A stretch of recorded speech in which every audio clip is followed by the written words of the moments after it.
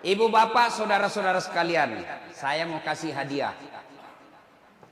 Siapa yang tahu anak pertamanya Nabi? Namanya anak pertamanya Nabi. Ayo, angkat tangan, saya kasih hadiah. Nah, sini. 2 lembar. Cepat sini. Ayo. Nah. Ayo. Nah. Berdiri. Siapa namamu, Dek? Ilham. Ni'am. Oh, Ni'am. Ah, jawabannya apa? Siapa nama anak pertamanya Nabi? Qasim. Siapa? Qasim. Ah, tapi sebelum dapat hadiah ada passwordnya. Siapa namanya neneknya Dasat Latif? Itu passwordnya itu untuk dapat ini hadiah. Siapa? Nek Latif. Nek Latif. Cerdas dia. Kau dapat 2 lembar. Nah. Ni'am, beda uang ustadz dengan uang kapolsek.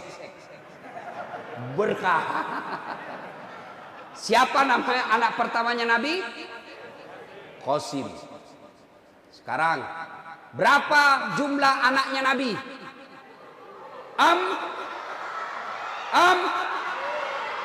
Li, ti. Ibu-ibu. Berapa, Ibu? Masya Allah. 7. Nah, karena banyak yang angkat tangan dan dapat hadiah. Coba kalau bapak nonton, adik-adik nonton Instagram hari ini saya, itu ada anak saya ajar lagu. Anak-anak Nabi ada 7 orang, 3 laki-laki, 4 perempuan. Pertama Qasim, Abdullah, Ibrahim, Zainab, Ruqayyah, Ummu Kalsum, Fatimah. Nah, dari lagu bisa ditahu 7 anaknya Nabi, 3 laki-laki, 4 perempuan, 1 yang pertama Qasim. Itu lagu yang mendidik anak. Jadi kalau mau memperkenalkan sejarah Nabi kepada anak-anak kita yang kecil, paling efektif kasih lagu. Dulu ibu saya ngajarkan sejarah Nabi melalui lagu. Pada zaman dahulu kala, pada zaman jahiliyah. Saya tanya, kenapa sih mak zaman jahiliyah? Lahirlah seorang Rasul yang terakhir dan mulia. Saya tanya, siapa namanya mak? Nabi Muhammad namanya. Ibunya siapa? Siti Aminah ibunya. Bapaknya siapa namanya? Abdullah nama ayahnya. Di mana tinggal? Cibubur atau Bekasi? Madinah tempat tinggalnya. Terus gimana lagi ceritanya mak? Setelah dewasa diangkat menjadi Rasul. Saya tanya, siapa namanya yang angkat itu jadi Rasul? Oleh Allah yang kuasa. Allah itu siapa mak? Pencipta alam semesta. Itu lagunya ibu-ibu dulu. Nggak sarjana, nggak majelis taklim. Tahu, dia ceritakan sejarah Nabi. Nah, begini cara Nabi makan. Nah, begini cara Nabi tidur. Nah, begini cara Nabi kencing. Dulu karena mereka ibu-ibu kita tahu sejarah Nabi. Dia perkenalkanlah sejarah Nabi ke anaknya melalui lagu. Nah, saya kasih lagi hadiah. Adik-adik sekalian, berapa umurnya Nabi menikah? Nah, kamu yang baju hitam. Ayo yang baju hitam. Sini. Sini cepat. Woi, hadiah.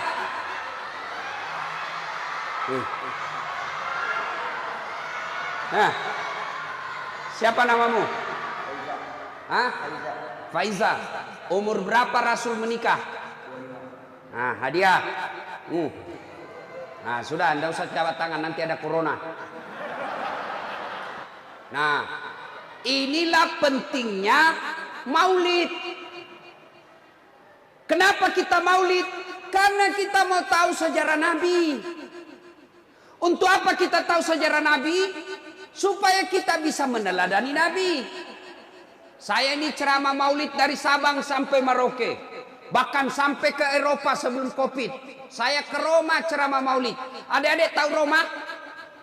Tahu Roma? Itali, tahu? Itu Ciledug terus ke kanan. Masya Allah. Semua tema maulid sama. Dengan hikmah maulid kita meneladani Nabi. Tapi masalahnya, bagaimana kita mau mencontoh Nabi kalau sejarah Nabi kita tidak tahu? Inilah gunanya maulid. Tujuannya apa maulid? Kita dengar kembali sisi sejarah kehidupan Nabi.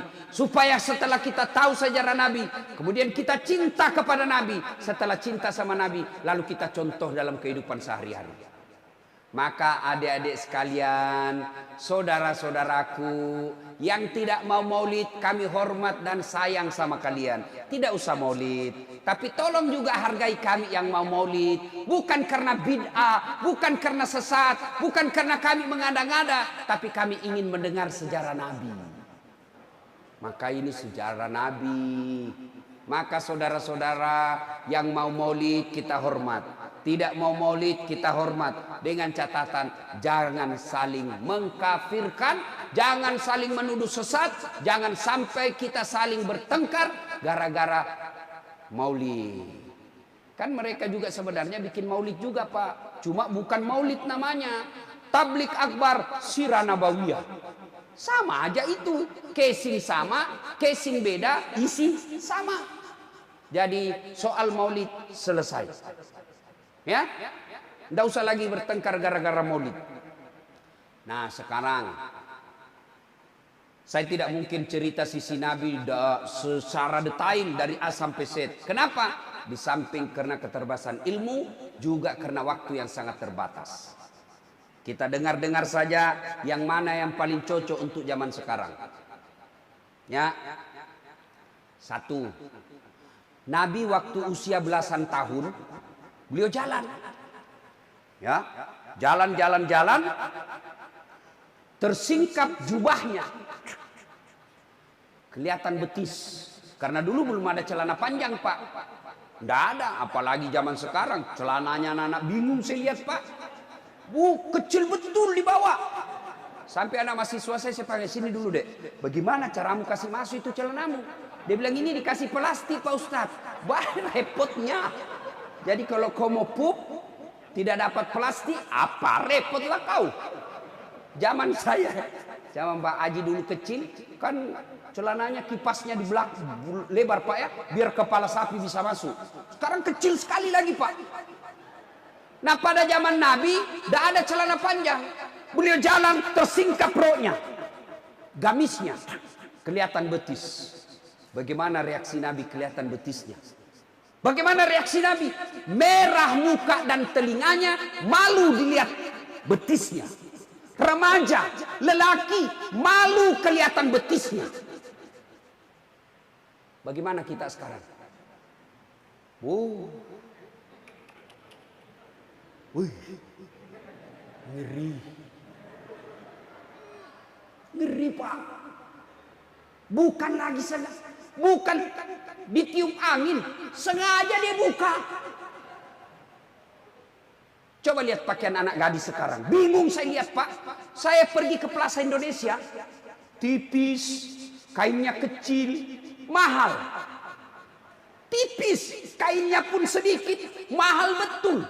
Yang tebal kainnya, panjang pula, murah. Tapi mana dia pakai, dia beli anak-anak gadis kita? Tipis, transparan, menderita kita.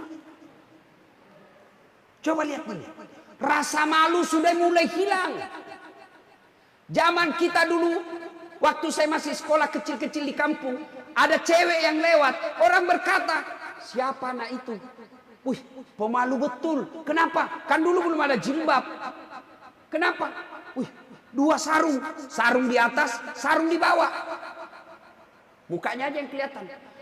Dan saya masih ingat waktu saya sekolah, itu teman-teman perempuan kan belum pakai jilbab. Kalau jatuh ballpointnya dia mau pungut, dia pegang dulu sini Pak. Dia pegang sini, baru dia pegang sini, baru dia tunduk. Perempuan zaman dulu, karena dilarang pakai jilbab dulu. Sekarang Pak, bukannya dia pegang, malah dia buka. Sengaja jalan. Jangan ketawa cewek. Baju anak-anak kita sekarang yang di atas turun ke bawah. Yang di bawah naik ke atas. Ketemu di tengah. Tipis, kecil. Begitu duduk, kelihatan celana sini. Na'udzubillah min dzalik. Inilah umatnya Rasulullah sekarang. Berarti kalau kita cinta kepada Rasul, mari tanamkan rasa malu. Karena malu adalah pakaian orang bertakwa. Malu dong kalau sudah haji tidak pernah kelihatan berjamaah di masjid. Malu dong kalau kita sudah dipercaya menjadi takmir masjid, tidak pernah kelihatan di masjid. Malu dong kalau sudah dibayar oleh negara menjadi pegawai negeri tapi malas masuk kantor. Malu dong menjadi wanita muslimah tapi pakaiannya tidak senonoh. Itu namanya cinta kepada Nabi, menanamkan rasa malu. Sekarang rasa malu Pak mulai hilang. Dan demi Allah, kalau manusia sudah tidak punya rasa malu Pak, mereka lebih hina dari binatang kata Al-Quran. Adik-adik, tahu kambing? Tahu kambing?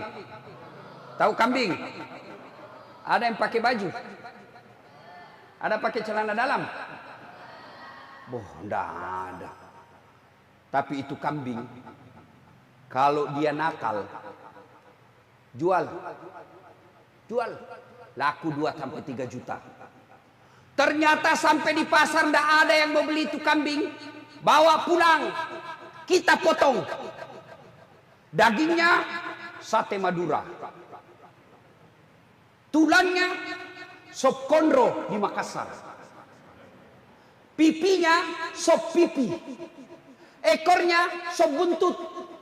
Kakinya sop kikil. Matanya sop mata. Otaknya otak-otak. Semua dipakai. Kulitnya jadi perhiasan. Tanduknya jadi perhiasan. Semua dipakai. Kambing. Kalau dia nakal, jual. Tidak ada yang beli, potong. Tapi kalau ada perempuan, tidak ada rasa malunya. Jelek juga mukanya. Bau keteknya. Belem-belem juga. Diapain? Hah? Diapain? Hah? Potong. Siapa yang mau makan? Jual. Bikin repot. Coba. Ayo. Itulah sebabnya perbedaan kita dengan binatang. Karena kita punya rasa malu.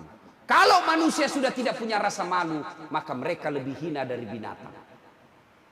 Malu dong. Mobil dinas plat merah dipakai bawa undangan pengantin.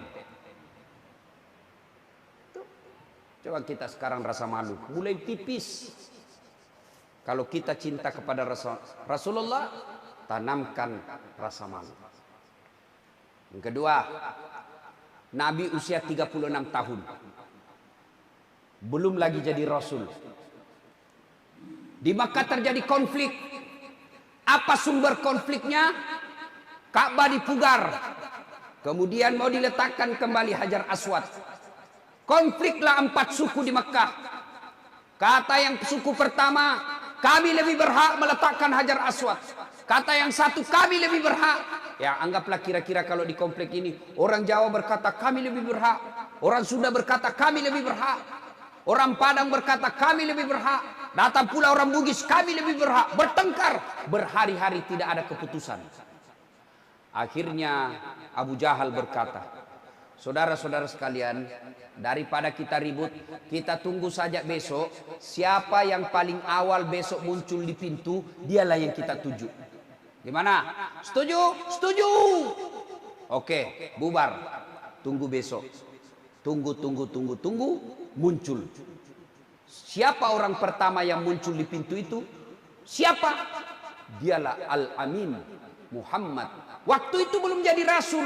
Oh Muhammad, cocok sudah ini mi. Ini sudah ini. betul ini, sudah bagus ini. Kalian setuju? Setuju. Kenapa? Muhammad diberi gelar Al-Amin, yang terpercaya. Kira-kira di Indonesia ada enggak sarjana dikasih gelar Al-Amin?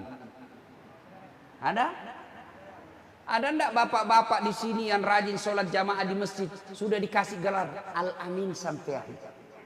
Ada? Gak ada, Pak. Rasul zaman itu diberi Al-Amin 36 tahun.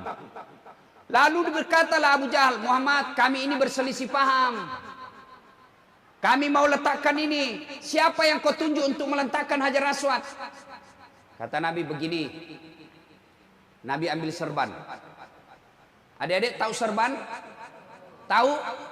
Berapa jumlahnya sudut serban? Berapa? 4. Berapa orang bertengkar? 4 sudut, 4 suku yang bertengkar. Lalu Nabi berkata, daripada sampean ribut semua, mari pegang sudut masing-masing.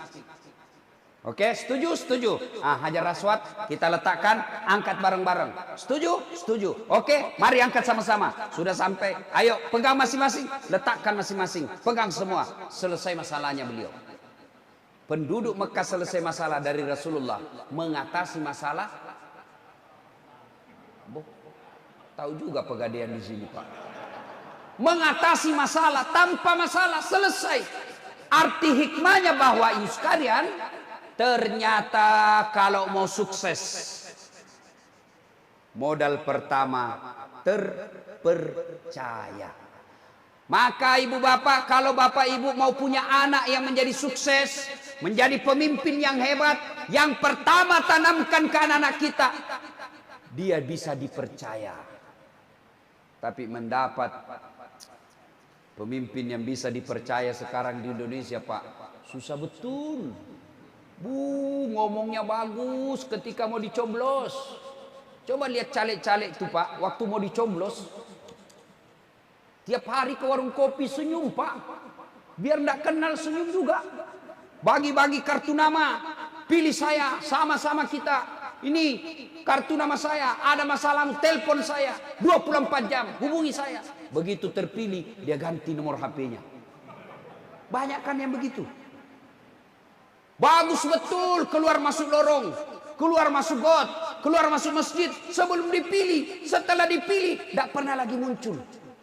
Ada begitu? Ada? Ada begitu? Kau salah, kenapa kau pilih? Nah, sekarang kalau mau berhasil anak-anak kita, tanamkan kejujuran. Setelah kejujuran, tidak cukup hanya jujur, tapi harus didukung lagi oleh kecerdasan. Rasulullah berhasil menyelesaikan konflik tadi karena selain beliau jujur, juga beliau cerdas. Maka adik-adik sekalian ini yang masih muda-muda, belajar deh. Belajar. Ayat pertama turun apa? Ayat pertama turun apa? Iqra. Bukan perintah puasa, bukan perintah haji, bukan perintah sholat, tapi ayat pertama turun apa? Iqra, perintah untuk membaca.